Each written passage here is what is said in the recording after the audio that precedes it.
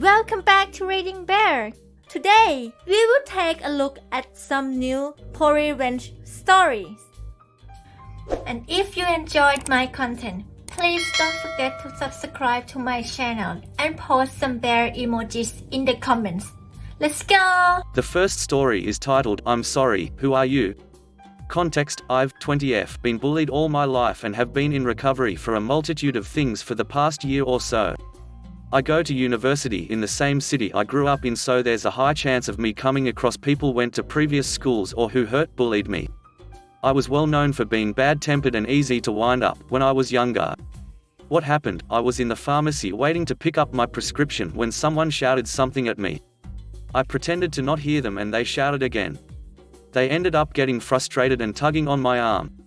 I twisted around and immediately recognized who it was, a guy, 20M, who had bullied me for over 10 years. So rather than get angry, I thought I would mess with him and see what happens. Him, hi, heard you were in local uni. Me, I'm sorry but I don't know who you are, do I know you from somewhere? Immediately he deflated. It was glorious to see, I had to stop myself from smiling. Him, it's me, his name, from school. Come on, you know me. Me, with a confused face, acting 100, I'm really sorry but I don't know you. Did we go swimming together perhaps? Him, no I don't think so. Me, I'm really sorry but I just don't know who you are. I think you should go to the back of the line, sir. I went on my phone and just blocked him out.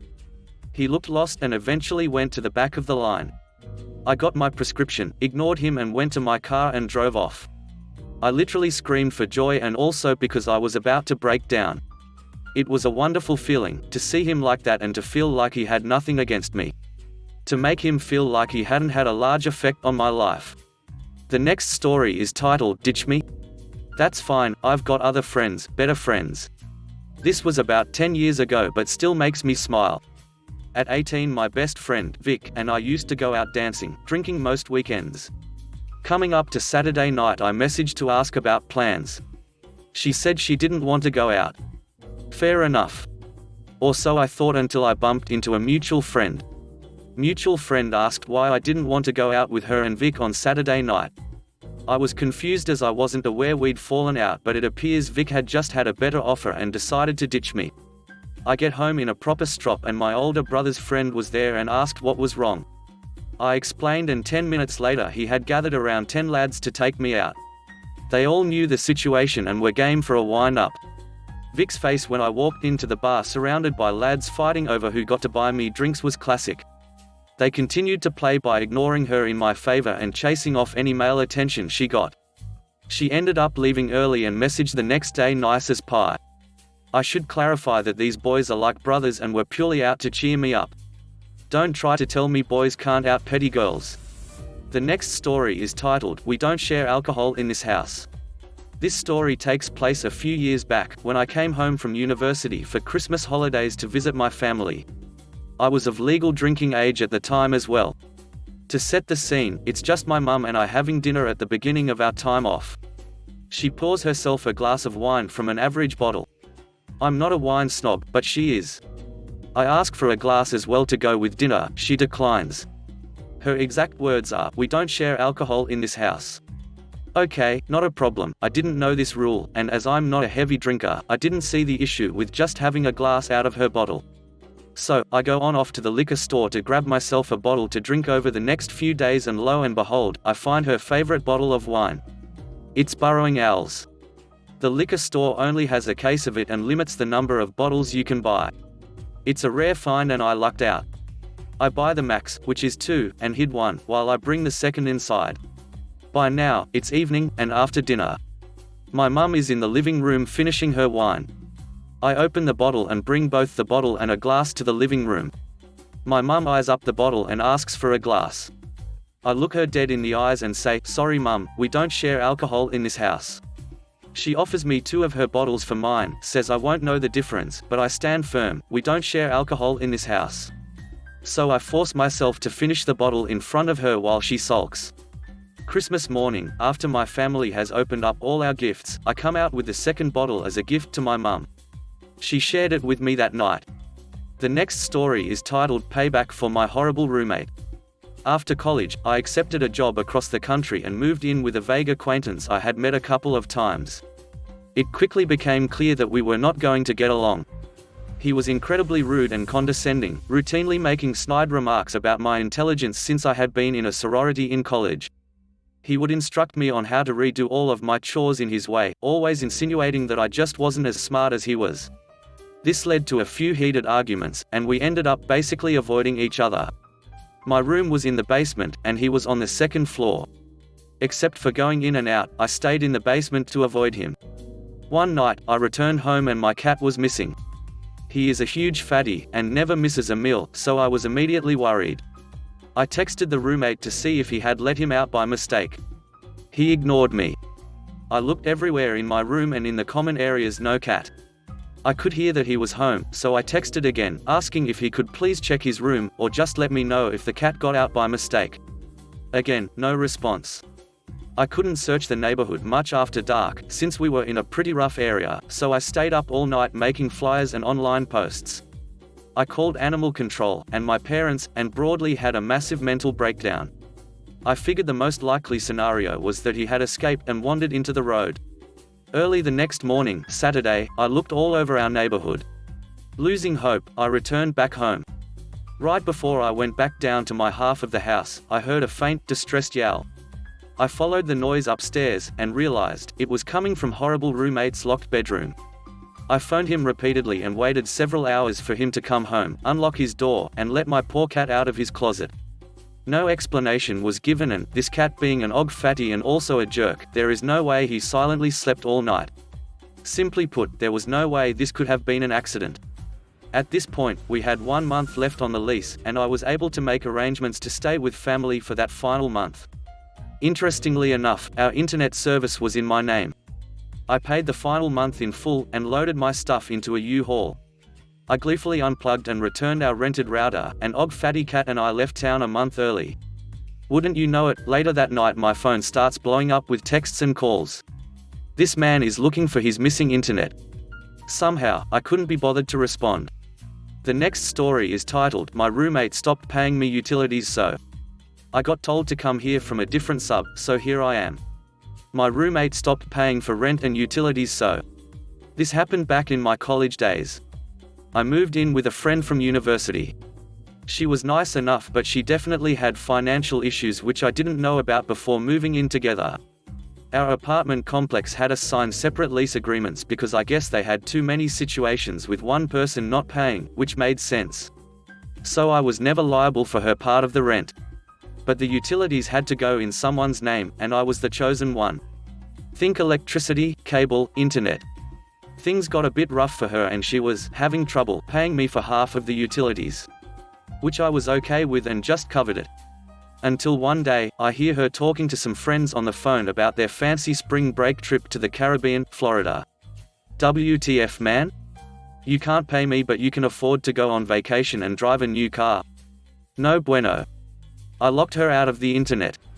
I am pretty good with computers and things, so I even kept her boyfriend's phone on the Wi-Fi but locked her devices out of it. And just played dumb. I even got a new router.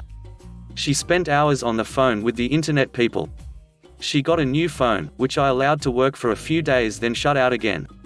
Then comes the TV. Parental supervision is great. I knew all the shows she liked to watch and blacklisted them. I barely watched TV anyway, so I didn't care. At some point I'm talking to the apartment people and I find out she isn't paying rent either. Again, WTF. Not cool. Even though it's not my problem, I make it my problem. We had subpanels for electricity in each apartment. So I screw with her by randomly turning breakers on and off. She couldn't understand why her hairdryer would work one day and not the next. I'd just flick a breaker while she was showering. I convinced her that maybe her dryer was too strong for the electrical in the apartment and it was tripping it. So she bought a new fancy hair dryer. She was actually an idiot and bought one that had a higher electrical draw than the first. So I explained that to her and she bought a third one. I kept this crap up until the day we moved out. I never saw a cent from her, but man, it was worth it.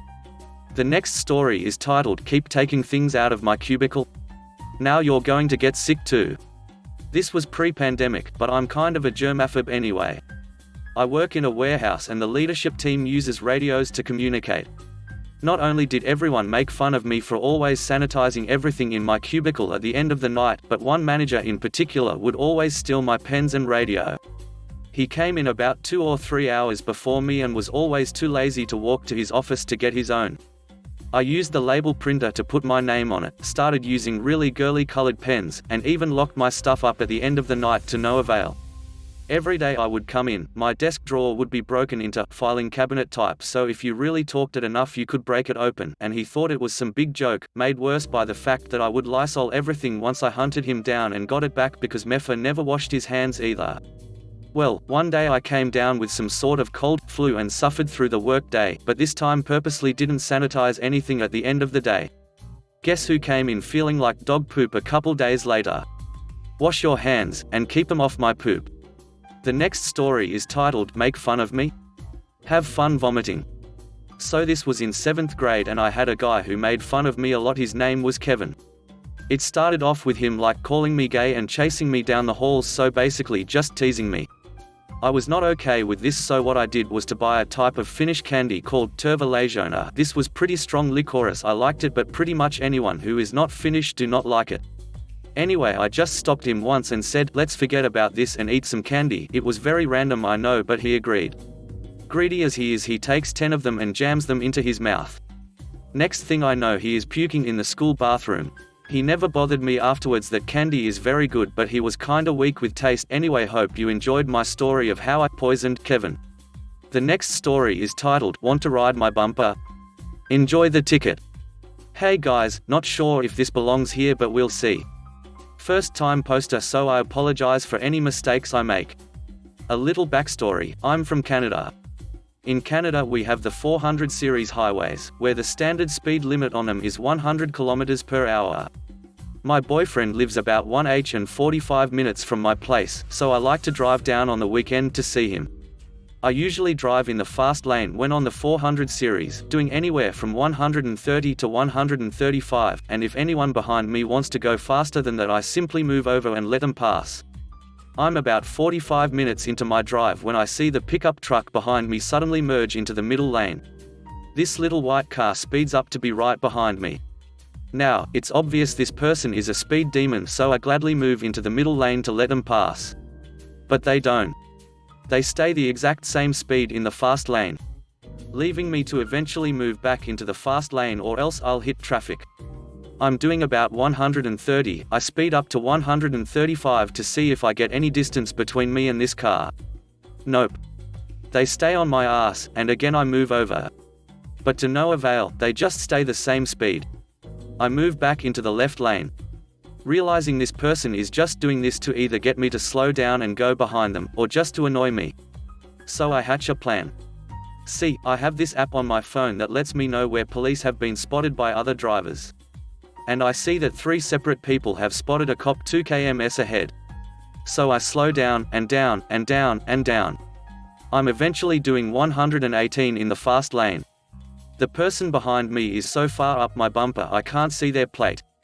Mind you, they could have gone around me at any time, but they refused to do so. So about 500 feet from the sightings I finally move into the middle lane, and I have barely crossed the line when they fly past me, doing at least 130. Not even 10 seconds pass before they get nailed by a cop for speeding. That gave me something to laugh about for the rest of my trip. The next story is titled, Girls in Middle School Thought That I Did Not Know Spanish Just Because of My Appearance. Background, I am Hispanic, born in the US, but my appearance made me look like I am Asian because I have squinted eyes from my dad's side and I speak 2 languages, Spanish and English. So it was the end of my 4th period, and after that period I go to lunch. So as I am going towards the lunch line I meet up with some of my friends and go to the lunch line together, and while in line we began talking about video games and such, and as we talk a group of girls that were behind us waiting in line thought that no one can understand their secret language, which was just Spanish, but I think nothing much of it until they start talking bad about other people in the lunchroom, like for example, look at that kid, he looks like a dog, and such, which gets my attention for a bit and ignore them. As soon as I started to mind my own business with my friends, they started to talking about me and saying that I looked so ugly and other swear words in Spanish, which really pissed me off. As soon as they were about to say more about my appearance, I say in Spanish, loud enough so that they can hear, "Imagine calling people ugly even though they look worse." My friends knew what was going on at that point because they understood Spanish also, so they started laughing and saying things like, "That's so true," at the girls. Those girls turned pale after they realized that we understood their language as well and left the lunchroom.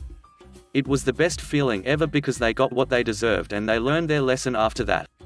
The next story is titled, "You Don't Think I Should Be Scared?" I was picking up food last night. Wore my N95 mask as usual. When I get back to the car, I get in and leave the door open while I'm situating the food in the passenger seat. Out of nowhere, I hear somebody really close to me say, "Hey." Scared the poop out of me.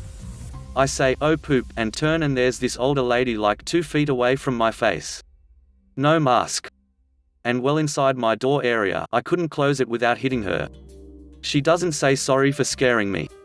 She says, "Oh please, it's not like I'm going to rob you." As if I have no right to be startled. I say I'm sorry, but it surprised me. "And can you please step back a little?" She says she was going to pay a compliment to my car but she won't now. I say fine, now please step away. She starts saying stuff like I'm taking this stuff too seriously. I call after her, "I'm doing this to protect you, boomer." But it really pissed me off. Like I didn't have the right to be startled by her. So I see where she and her husband get into their car. After she gets in and closes the door, I hurry over to her side from the rear and knock on her window pretty hard and put my face really close to the window. Scared the poop out of her. For a second I thought she may be having a coronary. When she recovered I said, "Oh please, it's not like I'm going to rob you. It's not fun being scared, is it?" I walk away as she's blathering on about something. Duckin' boomers. The next video is titled, "So, you wanna snoop in your daughter's texts?" So I'm married to a wonderful woman. She's smart, funny and very kind. Her mother is generally very nice and tends to have a great attitude and be very enjoyable, a bit of a prude but generally enjoyable, however can be a bit of a major snoop. If my wife leaves her phone sitting around, she will just pick it up and start going through it. My wife has kind of laughed this off as a remnant of her mum being controlling when she was a kid. I'm not a fan of this because my wife and I will sometimes text about things that simply don't involve her mother and I don't feel a he business at all. So over Christmas I saw my wife set her phone down on the kitchen counter and I had a brilliant idea. Her mum was still in the kitchen and I sent my wife the most sexually depraved text about all the things I was going to do to her when everyone left. Honestly, most of them are things we haven't even done, but I had to make it extra scarring. I sent this text from the bathroom. And maybe it was my imagination, but I could swear I could hear an audible gasp shortly after her phone went off. When I went out, her mother absolutely would not look me in the eye. Then not so discreetly asked her daughter to come talk to her in the other room. When my wife came back into the living room I thought she had been crying, however upon closer inspection she was laughing. Her mother had questioned her about me sexually abusing her and if I always talk down to her like that. My wife had told her kindly that what we do is between us and us only. Probably the best gift this Christmas. The next video is titled, "Faked Proof That I Had a Flat Tire so that the lazy people in my group project would have to do the presentation themselves, therefore likely will fail." I'm in a class where a group research project presentation is a huge chunk of overall points. Everyone knows in group projects you always have that one slacker who doesn't do anything that you have to compensate for. However, I got stuck with possibly the worst 3 people to be in a project within the class. I did the entire research, presentation, poster boards, etc. among many other annoying things myself. I tried talking to them and telling them they needed to put in their share of effort. Ignored. I'd send them tasks to do, ignored. I'd try to schedule meetings, they'd say they were coming and then leave me alone at the library. This happened from the get-go. It was abundantly clear that they expected everyone else to do the work, but everyone else turned out to be just me. Rule: we couldn't have things 100% memorized word for word, and we couldn't read off of anything. We had to actually know the subject. I was fully prepared to do most of the talking and even wrote down a small script for them and told them to know what to say during their part, at the very least. The night before I told them we had to meet to at least go over the whole thing one time. Once again, none of them showed. At this point I'm livid and decide they can just do it themselves, which means they'd get up there, not know a damn thing to say other than the small info I gave them, and couldn't even bullpoop anything because they did no research. Thing is, if we miss without an excuse, we fail the project. If you have an excuse, you have to have documentation. I commute and live an hour away, so I decide that I'll conveniently have a flat tire right before class. Went out and actually bought a tire so I could have the receipt to prove it.